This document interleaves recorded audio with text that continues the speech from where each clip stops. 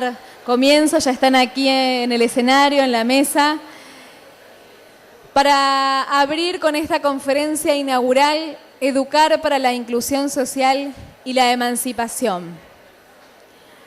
La profesora María Emilce Cañete, quien es secretaria de Cultura de AMSAFE Provincial y es además profesora de Filosofía y Pedagogía, licenciada en Educación y docente del Instituto Superior número 4 de Reconquista, es quien va a estar a cargo de la coordinación de esta conferencia. Y la invitada que también está con nosotros, bueno, a las dos vamos a recibirlas con un fuerte aplauso.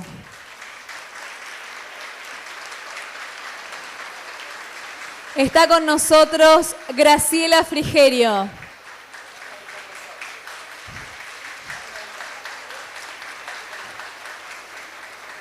Graciela Frigerio, voy a contarles brevemente su currículum y dónde está trabajando actualmente. Ella es docente e investigadora, doctora en Ciencias de la Educación de la Universidad de París, La Sorbona, recibida en 1981, diplomada en Estudios Profundizados en Ciencias de la Educación, opción Sociología, también de la Universidad de París, La Sorbona, en 1976.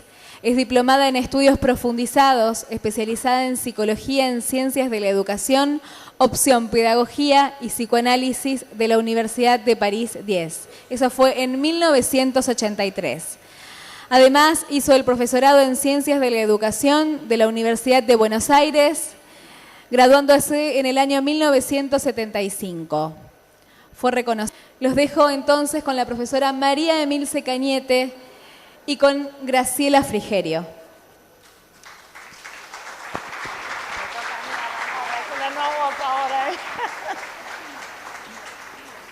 Bueno, buenos días compañeros y compañeras, y bueno, para mí particularmente y también como AMSAFE es un gran honor estar sentada aquí en esta mesa al lado de alguien como Graciela Frigerio, pero básicamente para nosotros de una compañera.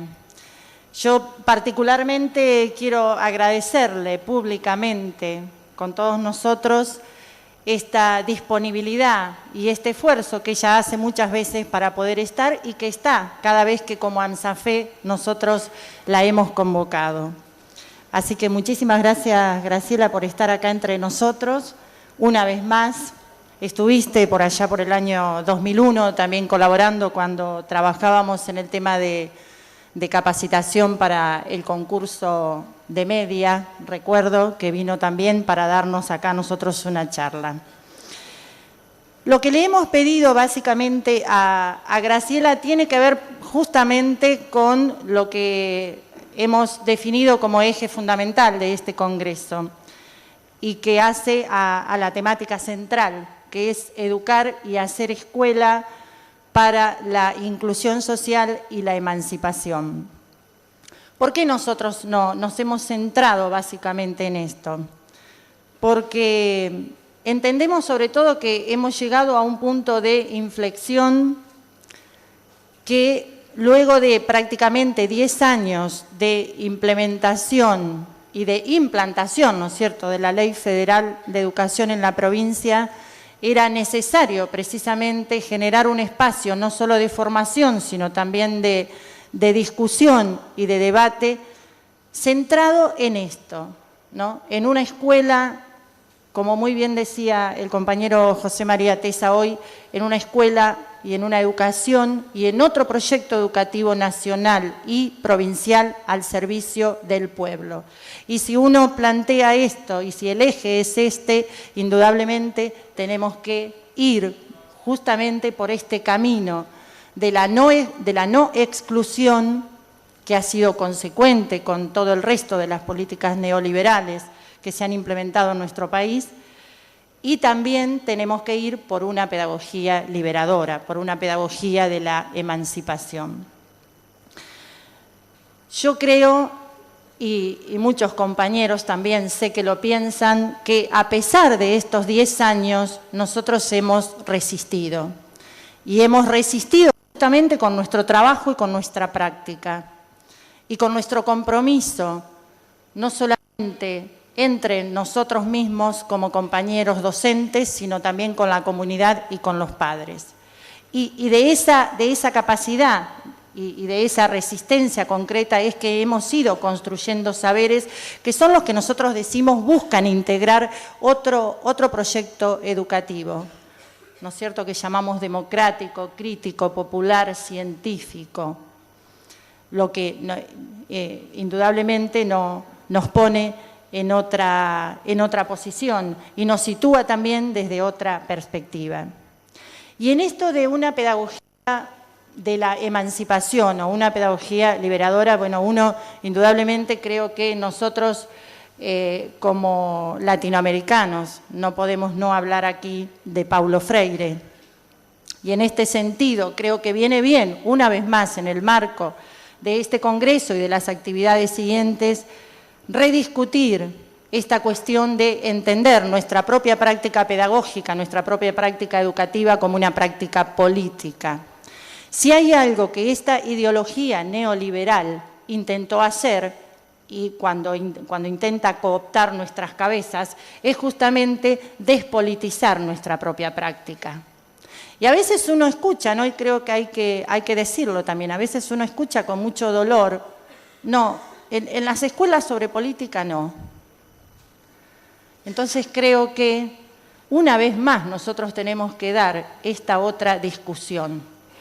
¿Qué es lo que estamos significando? ¿Cuáles son esos sentidos de pensar nuestra propia práctica como una práctica política? A mí siempre me ha quedado dando vueltas una frase que yo leí de Paulo Freire y que creo que de alguna manera resume esto. Paulo Freire dice que nosotros tenemos que tener claro, a fin de direccionar nuestra propia práctica, a favor de quién y contra quién hacemos la educación. Eso es política. Eso es tener posicionamiento, eso es tener perspectiva y eso es fundamentalmente tener direccionalidad. Así que este es el sentido que yo quería compartir aquí, acompañándola y coordinando esta mesa con Graciela, porque tiene que ver precisamente con la temática central de este congreso. Y por último, bueno, simplemente quería recordar, Graciela, unas palabras tuyas con las cuales vos cerraste cuando estuviste con nosotros aquí, dándonos aquella charla cuando hacíamos nuestro trabajo para dar cursos justamente a los compañeros que estaban por rendir para aquel concurso de media. Y Graciela dijo esto: educar y hacer escuela es pararse frente a las profecías de fracaso y decir no. Me parece que con esto estoy presentando de sobras a nuestra compañera Graciela Frigerio. Gracias.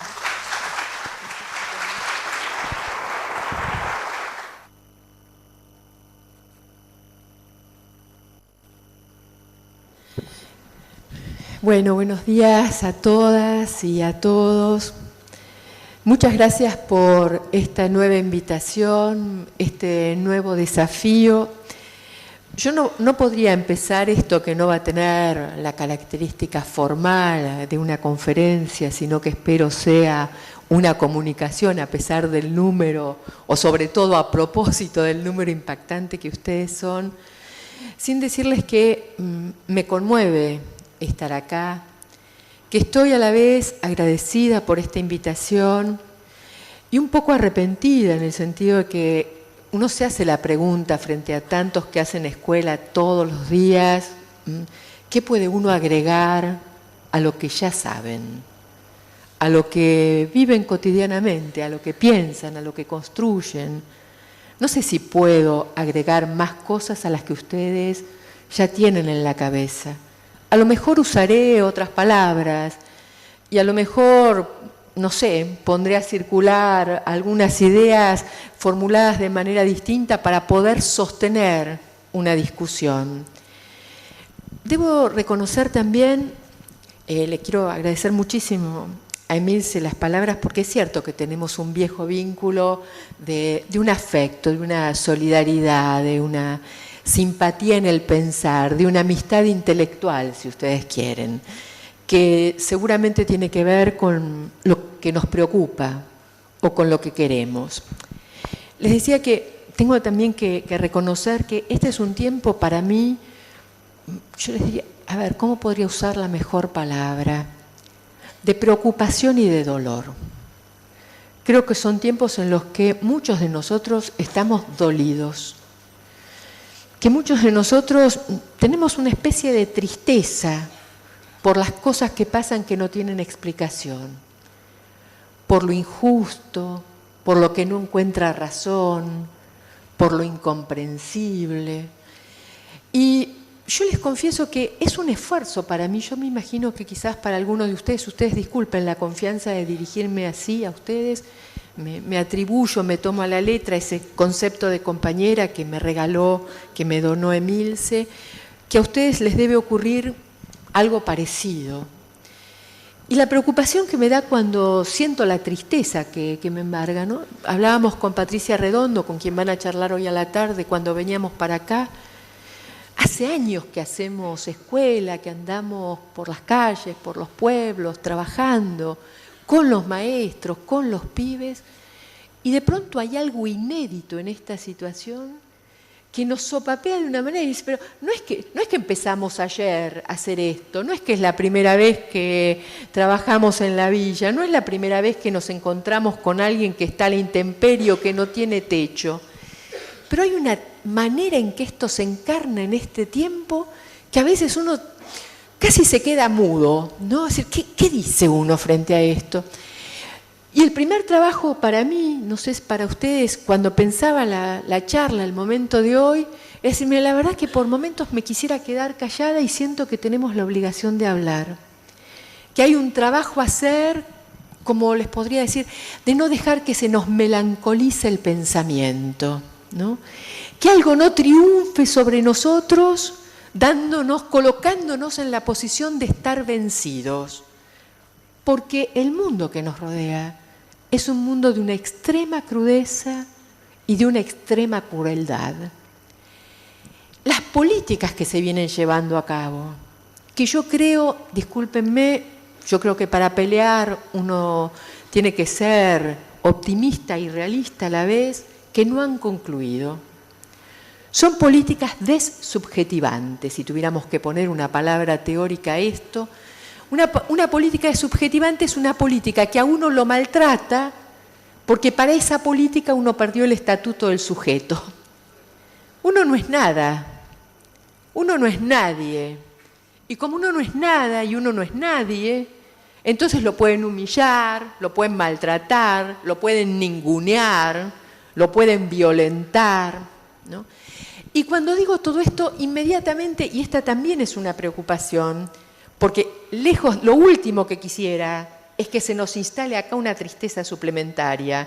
Hablo de la tristeza como una manera de que no me ocupe toda la cabeza, porque si uno hablara solo de la tristeza, solo de la crueldad, solo de la manera en que han sido exitosas las políticas dessubjetivantes, uno dejaría de lado parte de nuestro laburo cotidiano, parte del trabajo de todos ustedes y muchas cosas que le pasan a muchos pibes que laburan con ustedes, que gracias a ustedes tienen la posibilidad de no ser ninguneados, que encuentran en las escuelas la posibilidad de un rato, de un tiempo, de un momento donde dejan de ser nadie para pasar a ser alguien. Yo no sé si logro transmitirles a ustedes la preocupación de estar al mismo tiempo en dos, como tratando, si tuviera dos bocas, dos lenguas, trataría de hablar diciendo dos cosas al mismo tiempo. No desconocemos la crueldad del momento y no desconocemos lo mucho que en los momentos de crueldad muchos compañeros, muchas compañeras ofrecen a pibes que sin esa intervención estarían sometidos a la violencia dessubjetivante sin ninguna chance. Por eso para mí son tiempos, yo les diría, de tomar la palabra y de ser cuidadoso en los matices.